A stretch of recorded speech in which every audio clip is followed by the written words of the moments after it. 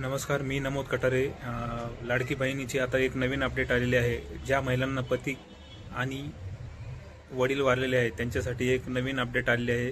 त्यांच्यासाठी अपडेट आता अशी आहे की अधिकृतपणे आता आपले मंत्री आदितीताई तटकरे यांनी जाहीर केलेलं आहे की त्यांच्यासाठी काही अपडेट होणार आहे।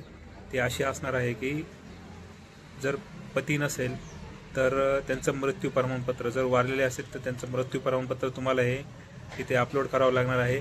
आणि जर वडील नसतील तरी त्यांचं मृत्यू प्रमाणपत्र हे अपलोड करावं लागणार आहे। आणि जर घटस्फोट झालेला असेल तर त्यांचं जे काय घटस्फोटाचे डॉक्युमेंट आहे ते तुम्हाला अपलोड करावं लागणार आहे। याच्यामध्ये हे बदल झालेले आहेत आणि ही माहिती अधिकृतपणे आता जाहीर झालेली आहे।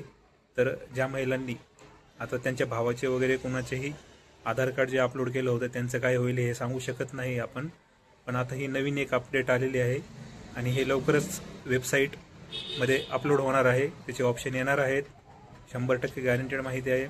आणि सेकंड गोष्ट, याच्यामध्ये तुमचे जे आता लाडकी बहीण योजना जी डेट आहे ती तारीख जी आहे KYC करण्याची ती संपलेली होती, पण याच्यामध्ये परत एक आता मुदतवाढ देणार आहेत। तर लवकरच ती मुदतवाढ होणार आहे, तर तुम्ही KYC परत करू शकता आणि तुमची जी साईट बंद पडली होती ती साईट आता सुरळीतपणे चालू होणार आहे परत, आणि याची मुदतवाढही भेटणार आहे।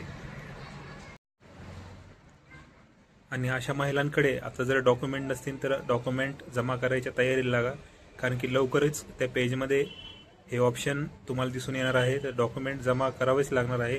जर ते डॉक्युमेंट अपलोड नाही केले तर तुमचे जे काही लाभ आहे लाडकी बहीण योजनेचा तो बंद होऊ शकतो। आणि ज्याही महिलांनी काही त्यांच्या भावाचे किंवा नातेवाईकांचे दुसरे पेपरला ॲड वगैरे बघून KYC केली होती त्यांचा लाभ बंद होऊ शकतो।